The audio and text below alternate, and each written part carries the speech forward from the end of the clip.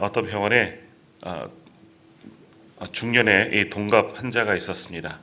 한 환자의 상태는 겉보기에는 아주 건강해 보이고 또 건장한 사람이었고, 또 다른 한 명의 환자는 매우 약해 보이는 그러한 사람이었습니다.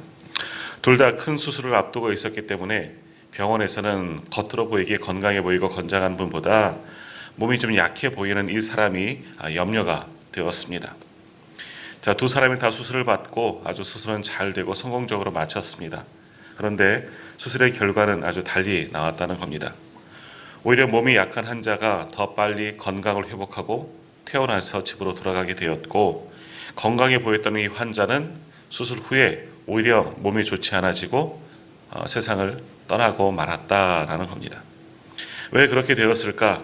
병원에서 궁금히 여기고 똑같은 병, 똑같이 수술 잘 되었는데 왜 다른 결과가 나왔을까? 이제 조사해 보았다고 합니다. 그랬더니 몸이 약한 환자, 그 사람에게는 위로를 받을 사람들이 많이 있었다는 겁니다. 가족들도 있었고, 그가 수술을 잘 마치고 나왔을 때 모두가 찾아와서 손을 잡아주고 위로해주고 함께 기뻐했다는 겁니다. 격려해 주었다는 것이죠. 그러나 죽게 된 이 환자, 그에게는 아무도 위로해줄 가족조차 한 명도 없었다는 겁니다. 수술이 끝나고 나왔을 때도 어떤 사람도 와서 위로하거나 격려의 말 한마디, 따뜻한 손길을 내준 사람이 한 명도 없었다는 겁니다.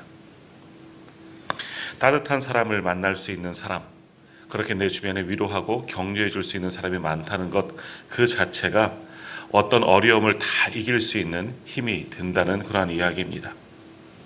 자, 오늘 우리는 우리를 위로해 줄 만한 그 누군가가 우리 곁에 있습니까? 교회이든 가정이든 내 마음을 알아주고 위로해 주는 사람만 있어도 우리는 외롭지 않고 힘을 얻을 수가 있는 겁니다. 자, 오늘 예배드린 우리가 서로에게 그렇게 위로가 되어주는 그러한 동역자들이 다 되시기를 간절히 소망합니다. 자, 이처럼 우리 인간들에게 있어서 가장 견디기 어려운 일 중에 하나가 홀로 있는 겁니다. 외로움입니다. 다른 사람들과 따로 떨어져 있는 것, 그것이 우리를 늘 두렵게 만들 수 있습니다. 자, 그러나 단순히 함께 있다고 해서 다 해결되는 것만은 아니죠. 마음과 마음이 부딪히는 그런 감동이 있어야 하는 겁니다. 그것이 말 그대로 교통입니다. 예수님께서 육신의 몸을 입고 오셨다는 것, 우리와 떨어지지 않겠다, 우리와 늘 함께 하겠고 내가 너희와 교통하겠다 하는 하나님의 의지의 표현입니다. 임마누엘 되심이 바로 우리에게 큰 감동과 감화를 그래서 가져다 주는 것입니다. 이 큰 감화의 핵심에는 하나님의 자비하심과 너그러운 용서, 용납이 함께 담겨져 있습니다. 자, 오늘 본문의 말씀, 우리가 잘 아는 탕자의 비유 이야기이죠.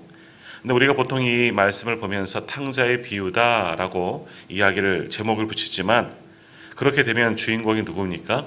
둘째 아들이 되는 겁니다. 물론 둘째 아들의 이야기가 대부분 나오고 있습니다. 그러나 오늘 본문의 말씀의 진짜 주인공은 누굽니까? 이 둘째 아들이 아니라 그 아들의 아버지입니다. 한 아들을 넉넉히 받아주시는 이 자비의 아버지, 그가 오늘 말씀의 정말 진정한 주인공이라 할 수 있습니다. 자, 오늘 말씀의 시작인 이 누가복음 15장 12절에 보면 이 둘째 아들, 이 작은 아들은 아버지에게 당돌한 요구를 하지요. 둘째 아들은 아버지에게 말합니다. 내게 돌아올 분깃을 내게 주소서. 아버지의 재산 중에서 내게 돌아올 몫을 지금 달라 하고 아버지에게 요구합니다.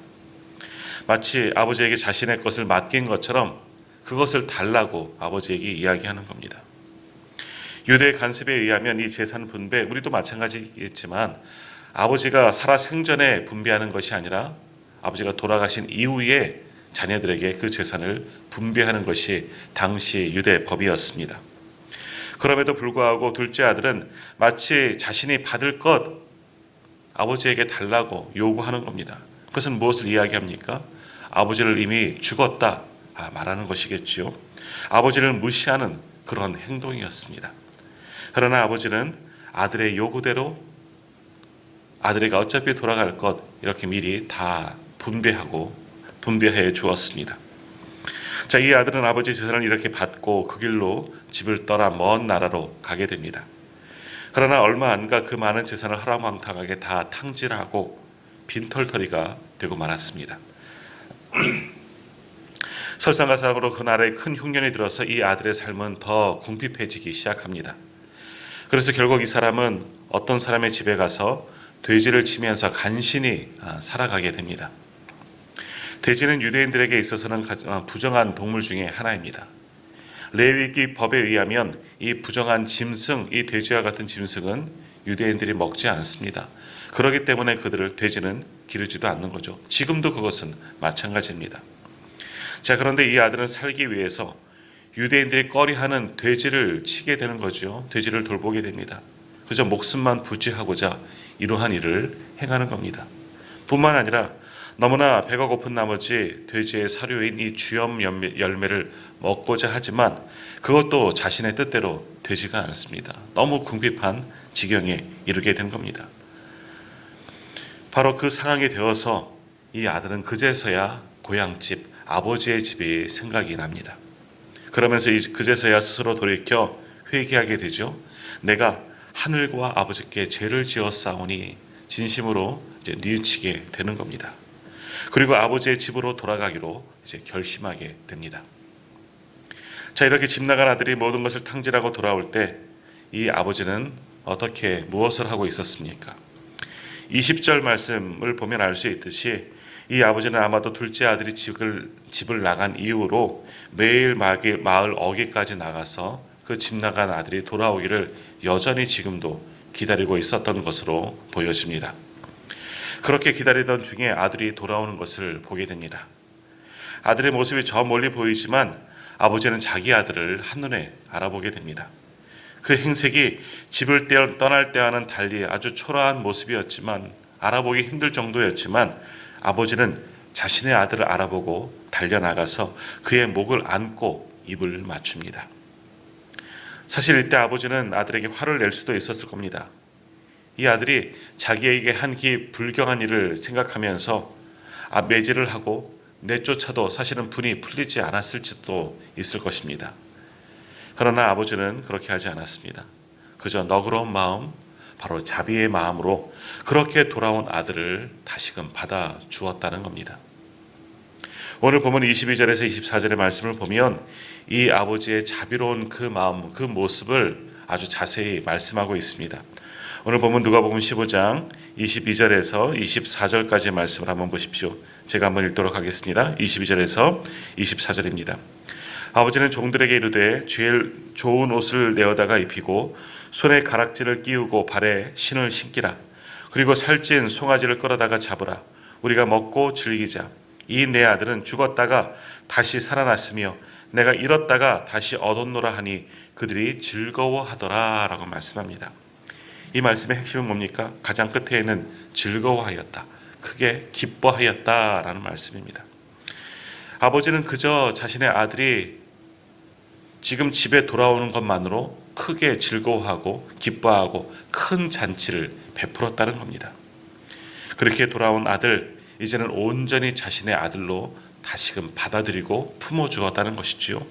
그 아들의 지위를 다시금 회복시켜 주었다는 것입니다. 자, 우리는 오늘 말씀을 통해서 우리가 맺어야 할 이 성령의 열매 중 자비의 열매가 어떠한 것인지 알 수 있습니다. 오늘 본문의 비유처럼 집 나간 이 아들을 그저 그 모습 그대로 받아주시는 이 아버지의 마음, 품어주시는 그 너그러운 아버지의 마음이 바로 자비의 마음입니다. 또한 이것이 바로 우리 하나님 아버지의 자비하심입니다. 자, 우리가 알고 있는 하나님의 성품은 크게 두 가지이죠. 하나는 뭡니까? 하나님은 공의와 정의의 하나님이십니다. 그러기에 하나님은 모든 불의와 잘못되는 것에 대하여 분명히 심판하시는 그러한 무서운 하나님이시죠. 그러나 또 하나의 하나님의 성품은 뭡니까? 반대적인 모습입니다. 자비의 하나님이십니다. 아무리 큰 죄를 지었어도, 심지어 오늘 말씀과 같이 아버지를 향하여서, 하나님을 향하여서 불경한 죄를 저지른 자들이라도, 그러한 패역한 자들이라도 회개하고 돌아오기만 하면 용서하시는 자비의 하나님이 오늘 우리의 하나님이십니다. 하나님은 오늘도 그 자비하심으로 죄인 중에 괴수와 같은 우리를 그 크신 자비함으로 받아주시고 용서하시고 용납하여 주셔서 오늘 우리를 하나님의 자녀로 품어주신 줄 믿습니다. 이러한 하나님의 자비하심은 도저히 우리가 닮아가기 어려운 그런 자비입니다. 그러나 우리는 하나님의 그 자비하심을 따라 너그러운 마음과 넉넉한 마음, 그 자비의 마음으로 서로를 대해야 하는 겁니다. 그것이 자비의 열매를 맺으며 살아가는 방법입니다. 자, 우리가 아시겠지만 노란 손수건이라는 그런 이야기가 있습니다. 4년 동안 뉴욕의 형무소에서 수감 생활을 마치고 집으로 돌아오고 있는 이 빙고라는 사람의 실제 이야기라고 하지요. 그는 석방되기 전 아내에게 편지를 썼습니다. 그리고 그 편지의 내용들, 자기의 상황들을 돌아오는 그 버스에서 같이 탑승한 승객들에게 이야기를 이렇게 해줍니다. 나는 아내에게 만일 나를 용서하고 나를 받아들일 생각이라면 그 참나무에, 집 앞에 있는 참나무에 노란 손수건을 매달아 달라고 편지를 썼습니다. 그래서 만약 노란 손수건이 참나무에 걸려 있으면 나는 버스에서 내려 집으로 돌아갈 것이고, 만일 노란 손수건이 보이지 않으면 나는 그저 이 버스를 타고 어디론가 떠나버릴 겁니다 하고 승객들에게 같이 이야기를 했습니다. 고향집에 버스가 다다르자 오히려 승객들이 모두 조바심 어린 눈으로 어떻게 되었나, 노란 손수건이 매달려 있는가, 모두가 창밖에 관심을 가지고 보았습니다. 이 마지막 이야기의 모습은 어떻습니까? 참나무에는 온통 노란 손수건의 물결로 뒤덮여 있는 것을 모두가 보게 됩니다. 20개, 30개, 50개 그 정도가 아니라 수백 개의 손수건이 바람에 나부끼는 이 노란 손수건의 물결을 모두 다 보게 됩니다. 젊은이들은 박수를 치고 소리를 지르는 동안에 이 늙은 전과자 빙고는 자리에서 일어나서 버스에서 내리게 됩니다. 자, 오늘 우리에게도 이러한 자비의 마음이 있기를 소망합니다. 자, 우리가 인간적인 시선으로 서로를 바라보면 또 서로에게서 얼마나 많은 허물이 보입니까? 그러나 우리는 그 허물을 보고 들추어내기보다는 오늘 하나님 아버지의 자비하심과 같이 자비의 마음으로 서로의 허물을 덮어주는 아름다운 공동체가 되기를 간절히 소망합니다. 그렇게 아름다운 관계를 회복해 나가고 서로를 자비의 마음으로, 너그러운 마음으로, 넉넉한 마음으로 바라보고 모든 것을 덮어줄 때 그것이 바로 아름다운 관계를 회복해 나가는 것이고, 그러한 공동체가 바로 하나님 나라의 공동체인 줄 믿습니다. 그러므로 오늘 우리가 이러한 자비의 열매를 맺어 서로를 용납하고 용서하며 주님 안에서 온전한 사랑을 이루어 나갈 수 있는 그런 아름다운 공동체, 자비의 공동체가 되기를 주님의 이름으로 축복합니다.